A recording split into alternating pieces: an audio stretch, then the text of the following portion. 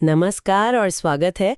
आज हम एक ऐसी कहानी की गहराई में उतर रहे हैं जो जूतों से कहीं बढ़कर है। ये नाइकी की कहानी है जिसे हम इसके संस्थापक फिल नाइट की किताब शू डॉग के जरिए समझेंगे। और ये सिर्फ एक बिजनेस की कहानी नहीं है, ये जुनून, दोस्ती, धोखे और बार बार गिरने के बाद उठ खड़े होने की दास्तान है।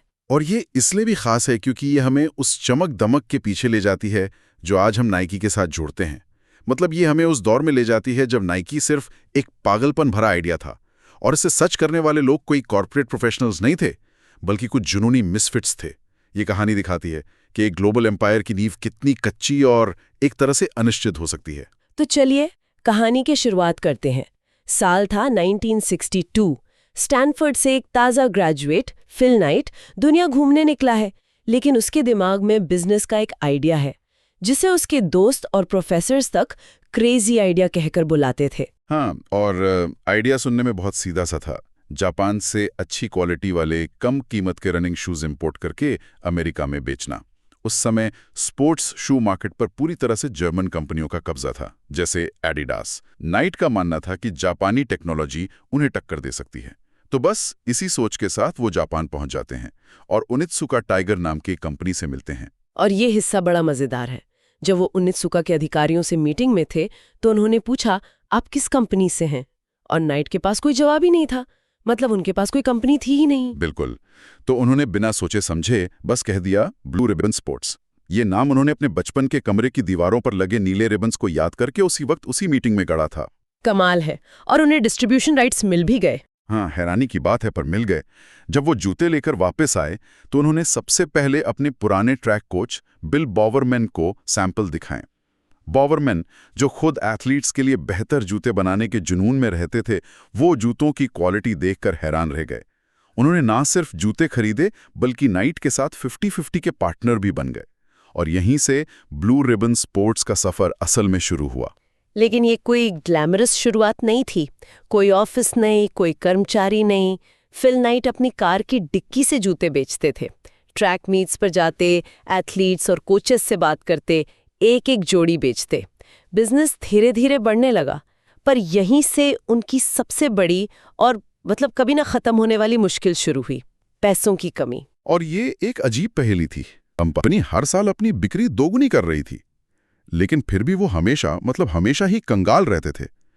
ऐसा इसलिए क्योंकि वो जो भी डॉलर कमाते उसे तुरंत और ज्यादा जूते ऑर्डर करने में लगा देते थे। ग्रोथ इतनी तेज थी कि सारा पैसा वापस बिजनेस में ही चला जाता था। कैश फ्लो एक पस्ते ना पता थी। मुझे एक बात समझ नहीं आती, कोई भी सेंसिबल बिजनेस वाला इंसान ऐसे काम क्यों करेगा? हर डॉलर वापस बिजनेस में झोंक देना, जबकि बैंक आप पर भरोसा नहीं कर रहे। ये हिम्मत थी या सिर्फ बेवकूफी? ये एक बहुत अच्छा सवाल है। आज के स्टार्टअप कल्चर के नजरिए से देखें तो ये ऑल इन मेंटालिटी है, लेकिन 1960 के दशक में ये पागलपन था। मेरे ख्याल से ये दिखाता है कि नाइट सिर्फ जूते नहीं बेच रहे थे, वो एक जुनून जी रहे थे। वो पारंपरिक बिजनेस के नियमों से नहीं, बल्कि एक एथलीट की मानसिकता से खेल रहे थे, जहां आप जीतने के लिए सब कुछ दांव पर लगा देते हैं। बैंक तो उन्हें लोन देने से साफ मना कर देते थे। नाइट की किताब में एक सीन है जहां बैंक मैनेजर उनसे कहता है, आपके पास कोई कोलैटरल नहीं है, आप जूते बेचते हैं, ये कोई असली बिजनेस नहीं है। तो एक तरफ बिजनेस तूफान की रफ्तार से बढ़ रहा था और ऐसा लग रहा था कि फिल नाइट ने आखिरकार इस पहेली को सुलझा लिया है। वो अमेरिका में ओनित्सुका टाइगर का दूसरा नाम बन चुके थे। लेकिन कहते हैं ना कि बिजनेस में जब सब कुछ परफेक्ट लगने लगे तो अक्सर खतरे की घंटी बज रही होती है। बिल्कुल। और नाइट के लिए ये घंटी बहुत जोर से बजने वाली थी। उनकी सफलता ही उनकी दुश्मन बन गई। ओनित्सुका टाइगर ने देखा कि अमेरिका में उनका ब्रांड कितना बड़ा हो गया है और उनके मन में लालच आ गया। उन्होंने नाइट की पीठ पीछे अमेरिका में दूसरे डिस्ट्रीब्यूटर से मिलना शुरू कर दिया। प्लान साफ था, ब्लू रिबन को रास्ते से हटाओ और पूरा मुनाफा खुद कमाओ। मतलब वो उनका बनाया हुआ पूरा बिजनेस चुराने की कोशिश कर रहे थे। हाँ, सीधा सीधा धोखा था। नाइट को जब इस बारे में पता चला तो उन्होंने ओनित्सुका के हेडक्वार्टर में जाकर उनसे सीधे बात की। मीटिंग बहुत तनावपूर्ण थी। ओनित्सुका के अधिकारियों ने साफ कह दिया कि वो ब्लू रिबन को बेचने पर विचार कर रहे हैं। नाइट के तो पैरों तले जमीन खिसक गई होगी। उनका पूरा बिजनेस एक ही सप्लायर पर टिका था और वो सप्लायर अब उन्हें ही बाहर फेंक रहा था। और यही वो पल है जो नाइकी के डीएनए को हमेशा के लिए बदल देता है। देखिए, ज्यादातर कंपनियां एक ग्रैंड विजन से बनती हैं। नाइकी का जन्म हुआ एक धोखे और मजबूरी से। उनकी पहचान किसी बिजनेस प्लान से नहीं, बल्कि एक लड़ाई जीतने की जिद से बनी। ये सिर्फ एक संकट से निकला अवसर नहीं था, ये एक ऐसी घटना थी जिसने कंपनी की आत्मा में लड़ने की फितरत डाल दी, जो आज भी उनके हर प्रोडक्ट और कैंपेन में दिखती है। अब उनके पास कोई चारा नहीं था, उन्हें अपना खुद का जूता, अपना खुद का ब्रांड बनाना ही था। और यहीं से कहानी का सबसे रोमांचक मोड़ शुरू होता है। अब उन्हें कंपनी बनानी थी, एक नाम चाहिए था, एक लोगो चाहिए था। नाम के लिए पूरी टीम ने सुझाव दिए। नाइक को डायमेंशन 6 जैसा कोई नाम पसंद आ रहा था, लेकिन उनके पहले कर्मचारी जेफ जॉनसन ने कहा कि उसे रात को सपने में एक नाम आया है, नाइकी, जीत की ग्रीक देवी का नाम। और मजे की बात यह है कि किसी को भी ये नाम खास पसंद नहीं आया, नाइकी को भी नहीं। लेकिन प्रिंटिंग की डेडलाइन पास आ रही थी और उन्हें कोई एक नाम चुनना ही था, तो उन्होंने बेमन से कहा, चलो नाइकी रख लेते हैं। अब सोचिए, दुनिया का सबसे बड़ा स्पोर्ट्स ब्रांड, एक ऐसा नाम है जो उसके संस्थापक को शुरुआत में पसंद भी नहीं था। और फिर आती है लोगों की कहानी, जो और भी मजेदार है। उन्होंने पोर्टलैंड स्टेट यूनिवर्सिटी की एक graphic design student Carolyn Davidson को लोगो बनाने का काम दिया। और इस लोगो के लिए, जो आज अरबों डॉलर का है, कैरोलिन डेविडसन को मिले सिर्फ $35। हाँ, सिर्फ $35। और मजाक तो यह है कि फिल नाइट को ये डिज़ाइन, जिसे आज हम सूश कहते हैं, देखकर पहले बार में पसंद ही नहीं आया। उन्होंने कहा, मुझे ये पसंद तो नहीं है, लेकिन शायद समय के साथ पसंद आने लगे। मतलब दुनिया का सबसे मशहूर लोगो एक ऐसे इंसान ने पास किया जिसे वो पसंद भी नहीं था। हाँ, ये दिखाता है कि वो परफेक्शनिस्ट नहीं थे, वो एक्शन लेने में विश्वास रखते थे। और एक्शन लेने के लिए उनके पास एक कमाल की टीम थी। नाइक खुद अपनी टीम को बेमेल लेकिन वफादार योद्धाओं का झुंड कहते हैं। ये कोई MBA किए हुए कॉर्पोरेट प्रोफेशनल्स नहीं थे। नहीं, बिल्कुल नहीं। इनमें सबसे पहले थे जेफ जॉनसन, कर्मचारी नंबर 1। वो एक जुनूनी रनर थे जो ग्राहकों को हाथ से लंबे लंबे खत लिखते थे। वो हर ग्राहक का रिकॉर्ड रखते थे, उनके जूतों का साइज, उनकी दौड़ने की आदतें, यहाँ तक कि उनके परिवार के बारे में। वो सेल्समैन नहीं थे, वो एक रिश्ता बना रहे थे। और फिर थे कोच बिल बोमन, जो एक जीनियस थे। वो हमेशा बेहतर जूते बनाने के जुनून में लगे रहते थे। कहानी तो यहाँ तक है कि एक सुबह अपनी पत्नी के साथ नाश्ता करते हुए उन्हें वैफल मेकर को देखकर आइडिया आया। उन्होंने सोचा, अगर रबर को इस पैटर्न में ढाला जाए तो क्या एथलीट्स को बेहतर ग्रिप नहीं मिलेगी? और उन्होंने सचमुच अपनी पत्नी का वैफल मेकर खराब करके उसमें रबर पिघला दिया। चारों तरफ जलते हुए रबर की बदबू फैल गई।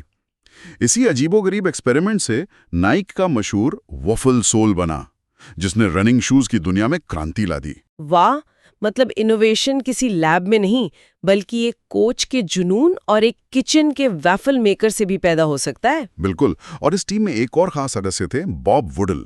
एक एक्सीडेंट में उनके शरीर का निचला हिस्सा पैरालाइज हो गया था और वो व्हीलचेयर पर थे, लेकिन वो कंपनी के सबसे बेहतरीन ऑपरेशंस लीडर बने। उन्होंने लॉजिस्टिक्स और ऑपरेशंस को इतनी कुशलता से संभाला कि नाइट उन्हें अपनी रीढ़ की हड्डी मानते थे। तो ये टीम किसी परफेक्ट रेज्यूमे वाले लोगों की नहीं थी, बल्कि ऐसे लोगों की थी जिनमें एक साझा जुनून था और लड़ने की क्षमता थी। सही बात है। उनकी ताकत उनकी कमियों में नहीं, बल्कि उनकी वफादारी और जिद में थी। वो सब जानते थे कि वो एक डूबती हुई नाव पर हैं और अगर इसे बचाना है तो सबको एक साथ चप्पू चलाना होगा। ये इस विचार को मजबूत करता है कि एक महान टीम बनाने के लिए साझा जुनून और लड़ने की क्षमता किसी भी MBA डिग्री से ज्यादा मायने रखती है। और लड़ना तो उन्हें हर रोज पड़ता था। ऐसा लगता है कि नाइकी की शुरुआती कहानी मुसीबतों की एक कभी ना खत्म होने वाली लिस्ट है। ओनित्सुका के साथ कानूनी लड़ाई, कैश फ्लो की आपदाएं, घटिया मैन्युफैक्चरिंग, सप्लायर्स के साथ झगड़े, ये सब तो रोज की बात थी। लेकिन फिर एक ऐसी मुसीबत आई जिसने लगभग कंपनी को खत्म ही कर दिया। वो क्या थी? वो वक्त था जब अमेरिकी सरकार ही उनके खिलाफ हो गई। 1970 के दशक के अंत में उनके अमेरिकी प्रतिस्पर्धियों ने सरकार से शिकायत की कि नाइकी अपने जूते इंपोर्ट करने के लिए सही कस्टम ड्यूटी नहीं दे रही है।